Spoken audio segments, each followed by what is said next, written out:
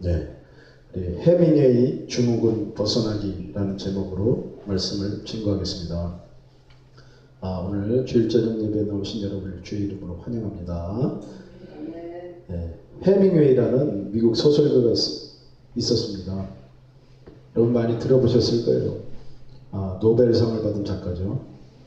우리나라는 아직 노벨상을 받은 작가가 없어요. 네, 노벨상에 있어서는 우리나라는 아직 후진국입니다. 이 해밍웨이가 어린 시절에 황당한 일을 당한 게 있어요. 뭐냐? 그 어머니가 이 해밍웨이를 예쁜 드레스를 입혀서 딸처럼 키웠다고 그래요. 하여튼 어렸을 때 그렇게 귀여웠나 봐요. 그런데 그 경험이 이 해밍웨이에게 평생의 트라우마가 된 것입니다. 그래서 그는 더 남성적으로 보이려고 아주 평생을 노력하고 분투했어요. 그래서 그는 더 권투 같은 거 있죠. 권투. 아주 거친 그런 운동 있죠. 사격.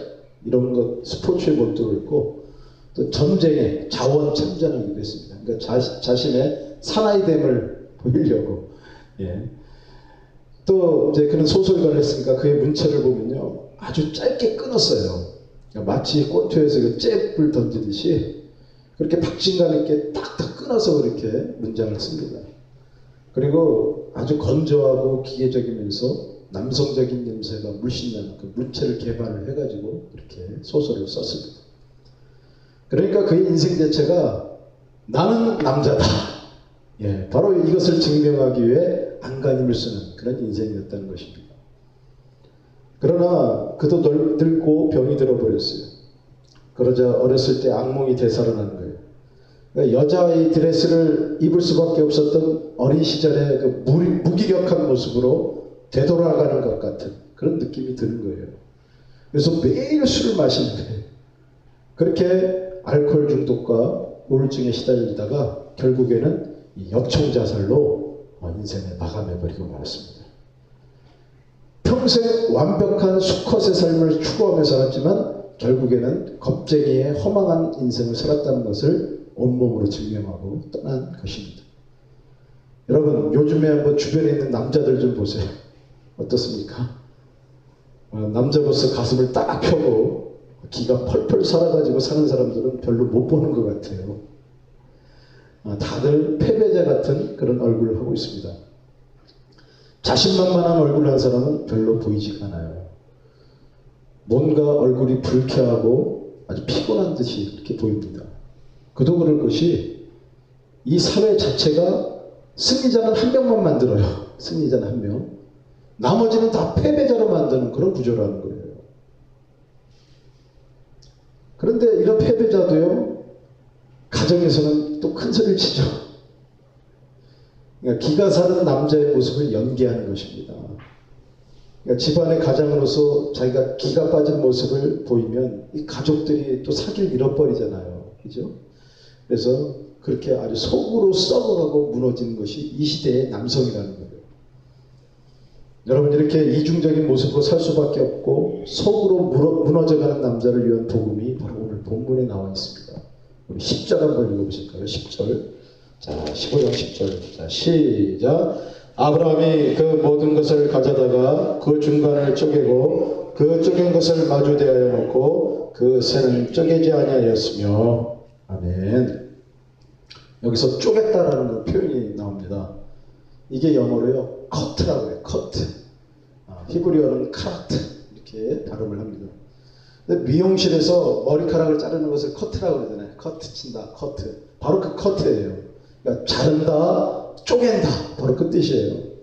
그런데 이 쪼갠다는 단어는요. 신학적으로 굉장히 중요한 단어입니다. 이 단어는 이 컷은 항상 언약과 함께 쓰이는 그런 단어예요. 영어로 이 언약을 커더 커버넌트라고 해요. 커더 커버넌트. 그러니까 어떤 중요한 약속은 항상 쪼개고 자르는 것으로 체결이 된다. 바로 그 의미예요. 그러니까 본문에서도 아브라함이 하나님과 언약을 맺는 장면인데 그래서 먼저 고기를 둘로 쪼개놓는 것입니다.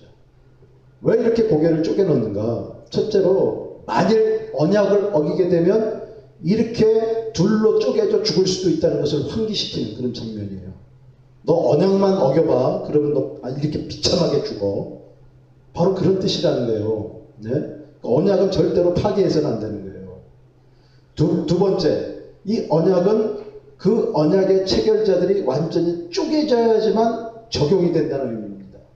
이건 영적인 의미예요. 이것은 사람도 마찬가지고 하나님도 마찬가지예요. 예? 뭐라고요? 하나님이 쪼개지셔야 된다고요? 그렇습니다. 언약은 그렇게 처절한 거예요. 다이아몬드처럼 영원토록 지속되어야 하는 것이기에 그 엄중함과 치열함이 이 우주의 넓이와 깊이보다도 더 넓고 더 깊어야만 되는 줄로 믿으시기를 바랍니다. 그래서요, 인간에게 오신 하나님이신 우리 예수님이 십자가에 달려서 쪼개셔야 됐어요. 언약은 반드시 둘 이상의 존재들이 체결하는 것인데 하나님이 먼저 쪼개지신 거예요. 커트당한 거라고요. 십자가에서. 그렇다면 인간들도 어떻게 해야 됩니까? 당연히 우리도 쪼개져야 되는 거예요. 언약 앞에서 쪼개져야 돼요. 그래서 예수를 믿는 사람들은 바울이 갈라디아서 2장 20절에서 고백한 것처럼 내가 그리스도와 함께 십자가에 못 박혔다. 이렇게 고백을 해야 되는 것입니다. 나도 십자가에서 커트당하는 거예요. 쪼개져야 된다는 거예요. 그것이 바로 그리스도인 실존의 삶이 되어야 되는 줄로 믿으시기를 바랍니다. 여러분, 이렇게 성도는 쪼개지고 죽어야 해요. 그래야 하나님의 언약이 비로소 그 삶에 적용이 된다는 것입니다. 이 쪼개짐의 원리는 심지어 하나님 백성들의 몸에도 새겨졌어요. 이 절대로 잊지 말라는 거예요. 창세기 17장에 보면 아브라함 집안의 남자들이 모두 다 할례를 받는 장면이 나와요. 할례. 여러분, 할례는 그 생식기, 남자 생식기 있죠? 그 생식기의 포피를 자르는 거예요. 그때 할례의 뜻 안에는 바로 커트, 생식기를 자르다도 커트라는 그런 단어를 써요. 카라트라는 그런 단어를 쓰는 거예요. 쪼개는 것이죠, 생식기를. 근데 여기서 남자만 받은 것은 그냥 대표자로 받은 거예요. 그러니까 하나님께서 여자를 관시하고 약속의 대상으로서 취급하지 않았다는 것을 의미하는 게 아니에요. 그냥 남자가 대표자로 받은 거예요. 여하튼 이렇게 남자의 생식기 포피를 커트해버리는 것은 그 남자의 육체의 생명력을 쪼개는 것뿐만 아니라 그 남성으로서의 존재가, 그 남성으로서의 자부심, 그리고 자랑, 정력, 이런 것들을 다 쪼개버린다는 그런 의미가 있는 거예요. 굉장히 중요하게 여러분들이 받아들이셔야 돼요. 다시 말해서 남자로 표상되는 인간의 모든 프라이드, 자랑거리, 가인과 같이 호주머니에 챙겨놓고 자기 것이라고 폼 잡으려고 하는 그 교만한 본성이 다 커트당해야 된다는 거예요. 다 죽어야 된다는 거예요. 그게 바로 할례의 의미라는 거예요. 그러므로 여러분, 할례라는 것은 이 허망한 존재감을 드러내기를 원하는 이 얄팍한 자가 쪼개져야만 비로소 언약의 백성으로 살아갈 수 있다는 것을 가르쳐주는 아주 훌륭한 교재요, 선생이라는 것입니다. 내 몸에 새겨진 선생이에요. 내가 할례 받은 것을 늘 보면요, 아, 나는 죽어야 되는구나, 나는 세례 받아야 되는구나, 나는 십자가에 못 박혀야 되는구나. 바로 그것을 날마다 우리에게 상기시켜 주신다는 거예요. 여러분, 오늘날에도 마찬가지예요. 내 안에 남자가 죽지 않으면 하나님의 언약은 절대로 실행되지 않는다는 것을 여러분이 알아야 됩니다. 여자도 마찬가지예요. 남자로 표상되는 그 자랑거리, 자부심, 자존심, 이런 거 다 죽어야 돼요. 아멘? 네. 그렇게 만약에 죽지 않으면 어떠한 기도응답도, 나에게 보여주신 어떤 가나안에 대한 비전도 절대로 성취되지 못한다는 것을 우리가 반드시 명심을 해야 된다는 것입니다. 그래서요, 이 광야 백성이 가나안으로 진입해 들어가면서 제일 먼저 한 일이 뭐예요? 다름 아니라 할례를 받는 일이었어요. 그 위급한 전쟁의 시기에서도 할례를 먼저 받았다고요. 여러분, 오늘날에도 그 포경 수술을 하잖아요.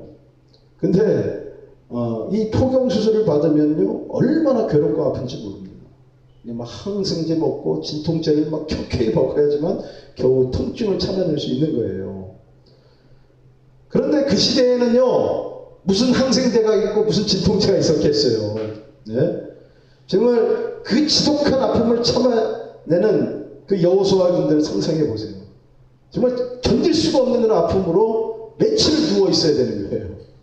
여러분, 그때 만약 가나안의 적들이 쳐들어왔다면 그들은 다 거기서 몰살을 당했을 거예요. 그러나 그런 위험성에서도 불구하고 할례는 반드시 받아야 된다는 거예요. 아멘? 받아야 된다는 거예요. 내가 죽어야 된다는 거예요. 네? 반드시 내 육체에 속한 자아를 쪼개내버려야 된다는 것입니다. 그렇게 되면 그럼 어떤 현상이 일어나는가? 내 쪼개져 버린 곳으로 하나님의 불이 지나가는 줄로 믿으시길 바랍니다. 우리 17절 한번 읽어보십시오. 17절. 자, 시작. 해가 져서 어두울 때 연기나는 화로가 보이며 타는 횃불이 쪼갠 고기 사이로 지나더라. 아멘. 여러분, 이 횃불이 뭐예요? 바로 성령님이신 줄로 믿으시길 바랍니다. 예. 쪼개진 그 육체 사이로 성령이 들어오셔서 그 인생을 하나님의 언약과 비전을 성취하는 인생으로 만들어 나가시는 줄로 여러분이 믿으시기를 바랍니다. 예. 여러분 주변의 남자들 한번 보십시오. 예? 남편도 보시고요, 아들도 보시고, 또 조카들도 보시고, 사위도 한번 보셔요. 어떻게 살아가고 있어요? 예? 자신감이 점점 떨어지고 힘겹게 삶을 지탱하는 것처럼 보인다면 오히려 지금 복음을 받기에 아주 좋은 상태가 된 줄로 여러분이 깨닫기를 바랍니다. 그렇죠? 아주 잘 나가면 복음 전하기 힘든데 그 사람이 지금 내리막길에 들어서 있다면 복음이 들어갈 수 있는 찬스가 된다는 거예요. 오늘 전한 이 복음을 들려주시기를 바랍니다. 괜히 세상에 헛된 남자다움을 유지하려고 발버둥 치지 말고, 한마디로 개폼 잡지 말고, 예. 그렇게 사는 사람들의 증상을 제가 오늘 해밍웨이 증후군이라고 부른 거예요. 남자가 되려고 막 발버둥 치는 사람, 결국엔 그러나 자살하는 사람, 해밍웨이 증후군. 여하튼 개폼 잡지 말고 주님 앞에 완전히 엎드려라.